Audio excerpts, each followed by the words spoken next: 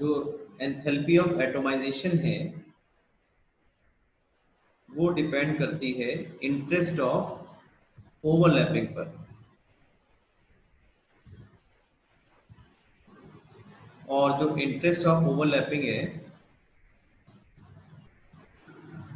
वो डिपेंड करेगी number of unpaired electrons and stability of electronic configurations पर। तो कल आपसे ये बात हो रही थी मैग्नीज में D5 इलेक्ट्रॉन से मैक्सिमम अनपेयर इलेक्ट्रॉन है, फिर भी इसका एंथैल्पी ऑफ एटोमाइजेशन बहुत लो है।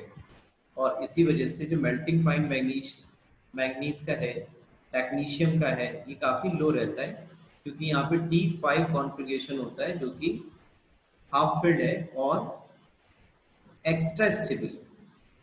और इस एक्स्ट्रा स्टेबिलिटी की वजह से जो मैंगनीज या आपके टेक्नीशियम के डी एटॉमिक ऑर्बिटल्स हैं ये ओवरलैपिंग में ज़्यादा पार्टिसिपेट नहीं करते और इसीलिए इनमें जो एंथैल्पी ऑफ एटोमाइजेशन है वो लो रहती है और ये सॉफ्ट मेटल रहते हैं comparatively to other transition metals, और इसलिए इनके मेल्टिंग पॉइंट्स भी लो रहते हैं। जिंक, कैडमियम, मरकरी के बारे में हमने बात की थी, ये सब सॉफ्ट मेटल्स हैं। इनमें डी सबशेल कंप्लीटली फिल्ड होती है और यही वजह है कि जो मरकरी है वो रूम टेम्परेचर पर लिक्विड स्टेट में एग्जिस्ट करता है। अगर आपसे क्वेश्चन आता है why mercury exist in liquid state at room temperature, तो due to very low enthalpy of atomization. तो due to very low enthalpy of atomization mercury exist in liquid state at room temperature, क्योंकि जो इसका D subshell है वो completely filled होता है और जो इंटरेस्ट है टुवर्ड्स ओवरलैपिंग वो काफ़ी पुअर होता है। और ये एंथैल्पी ऑफ एटोमाइजेशन को मरकरी की काफ़ी लो करेगा और इसीलिए जो मरकरी है वो रूम टेम्परेचर पर लिक्विड स्टेट में एग्जिस्ट करता है। Next property we will discuss about transition metal, that is their oxidation states. As I told you, we have mainly 3D series elements or first row transition series elements in our syllabus. About 3D series we have to study in detail and rest we have to study comparatively. So you will observe these transition metals: scandium, titanium, vanadium, chromium, manganese, iron, cobalt, nickel, copper, zinc. They all show variable oxidation state like +2, +3, +4, titanium, vanadium +2, +3, +4, +5, chromium +22, +6, manganese +22, +7, iron +22, +6, cobalt +234, +234, nickel, copper +1, +2, इस तरह से। तो if somebody asks why these transition metals show variable oxidation state, so you will answer simply that their n-1d subshell is partially filled and the energies of n-1d and ns subshells are very close. What you will answer if the question comes why transition metals show variable oxidation state, तो आप क्या answer लिखेंगे?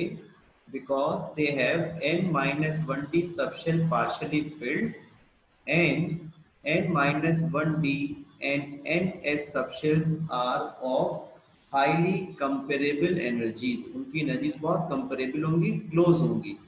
इससे क्या होगा देखिए, जब n-1d subshell partially field है तो वो कैसा होगा? लेस स्टेबल होगा। साथ ही साथ जब n-1d और ns सबशेल की एनर्जी सेम है, तो जब इनकी एनर्जी बहुत क्लोज है तो जो एनर्जी आपने ns में से इलेक्ट्रॉन इजेक्ट करने के लिए दी, उसी एनर्जी से n-1d सबशेल से भी इलेक्ट्रॉन इजेक्ट हो जाएगा, केमिकल बॉन्ड फॉर्मेशन में पार्टिसिपेट करना शुरू कर देगा। तो इसीलिए ये transition metals variable oxidation state show करते हैं। इसमें क्वेश्चन इस तरह से आता है, name a transition metal which does not show variable oxidation state. तो बच्चे क्या आंसर करेंगे? Only scandium. You can observe scandium is showing only one type of oxidation state, that is +3. You will not answer zinc because zinc is not considered a transition metal. So if the question comes Name a transition metal which does not show variable oxidation state in case of 3D series. So you will answer scandium, not zinc, because zinc is not regarded as a transition metal. Now next question comes, why, which element show maximum number of oxidation state and why? So you will answer manganese shows maximum number of variable oxidation states from +2 to +7. And why is it so? Because if you write the electronic configuration of manganese, atomic number 25, this is argon 4s2 and 3d5. So manganese have maximum number of unpaired electron. That's why manganese shows maximum number of variable oxidation state. I repeat, if the question comes, which element of 3D series shows maximum number of oxidation state, you will answer manganese. And if they ask why, so you will answer because manganese has maximum number of unpaired electrons. That's why manganese shows maximum number of variable oxidation state. Now the next question comes,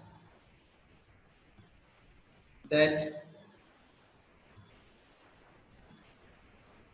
catalytic property. Due to these variable oxidation state, these elements show catalytic property. So variable oxidation state is responsible for the catalytic property. How is it responsible? Let us see with the help of an example.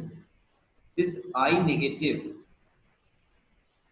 when combines with this persulfate ion, that is S2OH2 negative, in presence of iron catalyst Fe3 positive, then it is converted to I2 and SO4 2 negative. Here this iron third is used as a catalyst, and if you study the mechanism of this reaction, so in first step this Fe3 positive, which is used as a catalyst, oxidizes I negative to I2. Here the oxidation state of I negative is -1 and here is 0. And this Fe3 positive itself get reduced to Fe2 positive. And this I negative will oxidize to I2. And now this step second.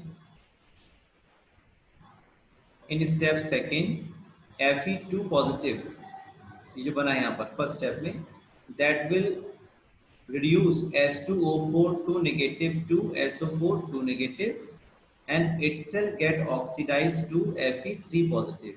आपने सुना होगा catalysts are not consumed in chemical reaction. ठीक सुना है आपने.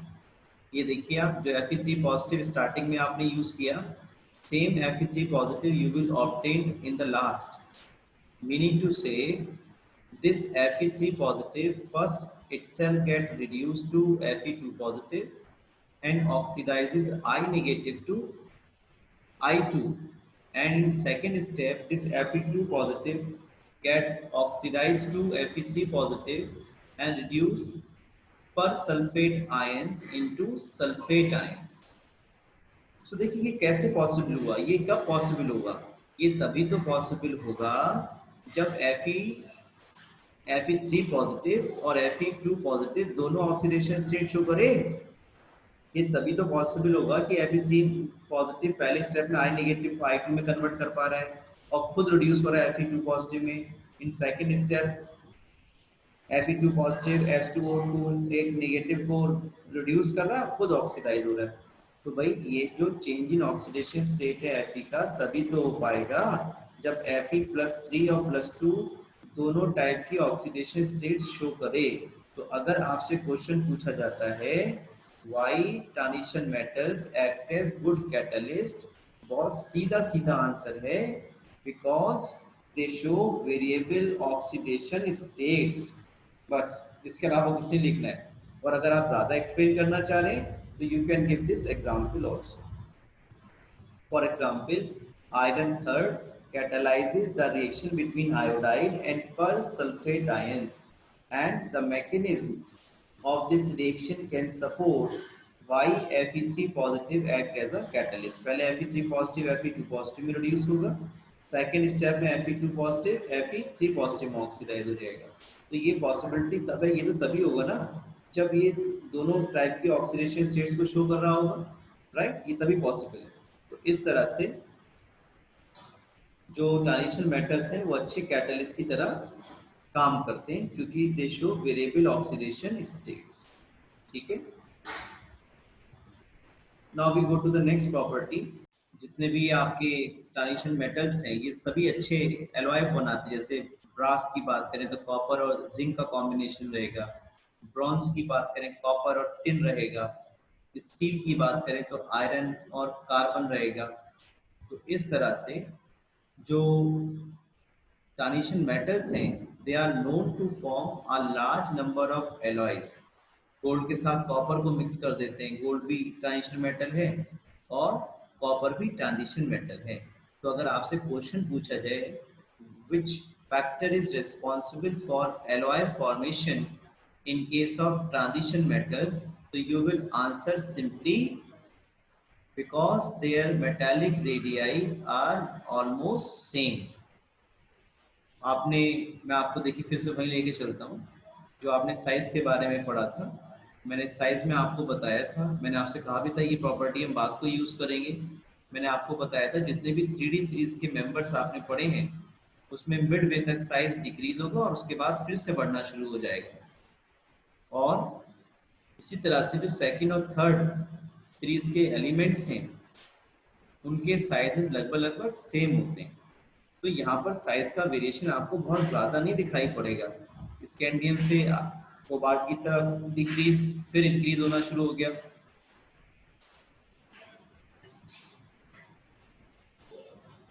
Second और third row transition series के जो एलिमेंट्स हैं इनके साइज लगभग लगभग एक से हो गए। तो इस तरह से जो ट्रांजिशन मेटल्स हैं इनके साइज में वेरिएशन आपको बहुत ज़्यादा दिखाई नहीं पड़ता और इसी प्रॉपर्टी की वजह से these elements are known to form a large number of alloys। alloy formation का एक क्राइटेरिया है जो कि है 15% ऑफ साइज। अगर दो एटम्स के साइज में डिफरेंस 15% तक है तो वो एलॉय फॉर्मेशन में जा सकते हैं। देखिए क्या वजह वो समझ लेते हैं। जैसे मान लीजिए ये कॉपर के एटम्स है हमारे पास, एलॉय जो होता है होमोजेनियस मिक्सचर होता है, टू और मोर देन टू मेटल्स या एक मेटल एक नॉन मेटल भी हो सकता है। तो देखिए ये जो एटम्स में शो कर रहा हूँ ये कॉपर के शो कर रहा हूँ। तो जब आप इसको मॉल्टेन स्टेट में इसके साथ जिंक मॉल्टेन स्टेट में ऐड करेंगे तो कुछ कॉपर एटम की जगह जिंक एटम ऑक्युपाई कर जाएंगे, कुछ कॉपर एटम की जगह जिंक एटम आ जाएंगे और होमोजेनियस मिक्सचर हमें मिल जाएगा। तो ऐसा तभी तो पॉसिबल होगा जब जिंक के एटम का साइज कॉपर के एटम के साइज के जैसा ही हो। और ये क्राइटेरिया देखा गया है अगर 1 to 15% ऑफ साइज में है, अगर साइज किसी भी दो एटम्स का 1 to 15% वाला क्राइटेरिया फॉलो करता है so these atoms can involve in alloy formation, right. तो इस तरह से जो आपके ट्रांजिशन मेटल्स हैं ये अच्छे लार्ज नंबर ऑफ एलॉयज इसलिए बनाते हैं क्योंकि इनके साइजेस लगभग लगभग सेम होते हैं। एलॉय फॉर्मेशन का एक क्राइटेरिया है 15% ऑफ साइज और ये बहुत अच्छे से फुलफिल करते हैं। जैसा आपने देखा ट्रांजिशन मेटल्स में 3D सीरीज में मिडवे तक साइज डिक्रीज हो रहा था फिर बढ़ गया। सेकेंड और थर्ड रो ट्रांजिशन सीरीज के जो मेटल्स हैं उनके साइज लगभग लगभग एक से हो गए। तो सिमिलर एटॉमिक रेडियाई की वजह से लार्ज नंबर ऑफ एलॉयज बनाते हैं। तो क्वेश्चन पूछा जाएगा why transition metals are known to form a large number of alloy, तो आप सिंपली लिखेंगे because of their almost similar atomic radii. So, because of similar atomic radii and other characteristics of transition metals, alloys are readily formed by these metals। जैसे chromium है, vanadium है, tungsten है, molybdenum, manganese, ये सभी अच्छे alloy बनाते हैं। जैसे कॉपरास के बारे में आपने पढ़ा है, कॉपर, जिंक, ब्रॉन्ज, ये सब। अब एलॉयज दो तरह के हो सकते हैं, ये भी आपको सीखना होगा। एलॉय दो तरह के हो सकते हैं, वन इज सब्स्टिट्यूशनल,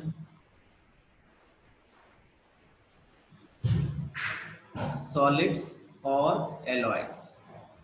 जैसे ये एग्जांपल दिया मैंने आपको ब्रास का, जैसे मैंने आपको ब्रास का एग्जांपल दिया, इसमें ये सब्स्टिट्यूशनल सॉलिड है कि कॉपर के एटम हटे और जिंक के एटम ने सब्स्टिट्यूट कर दिया।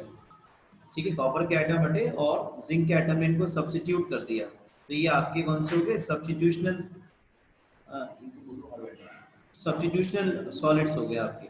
लेकिन एक दूसरे तरह के हम पढ़ेंगे जिसको हम बोलते हैं स्टील। स्टील जो है वो एक इंटरस्टिशियल एलॉय है, यानी कि स्टील में जैसे ही आयरन के मेटल्स हैं तो छोटे छोटे जो कार्बन के एटम्स हैं वो इन इंटरस्टिशियल साइड्स में आ जाएंगे, ये इंटरस्टिशियल साइड्स में आ जाएंगे, तो ये कहलाते हैं इंटरस्टिशियल एलॉयज या इंटरस्टिशियल सॉलिड्स। और जो आपके सामने कॉपर वाला केस है, जिंक वाला केस है, ये आपके सामने कौन से सब्स्टिट्यूशनल सॉलिड्स हैं। इसमें क्या होगा? जिंक के एटम हटेंगे, कॉपर के एटम जो है वो आ जाएंगे। इस तरह से हम इनको पढ़ते हैं। ठीक है, आप मुझे 10 आप सुनो आकांक्षा बेटे, आप लोग अभी 10 मिनट बाद बिजी तो नहीं हो? अनन्या नहीं। तो बेटे मैं ना अभी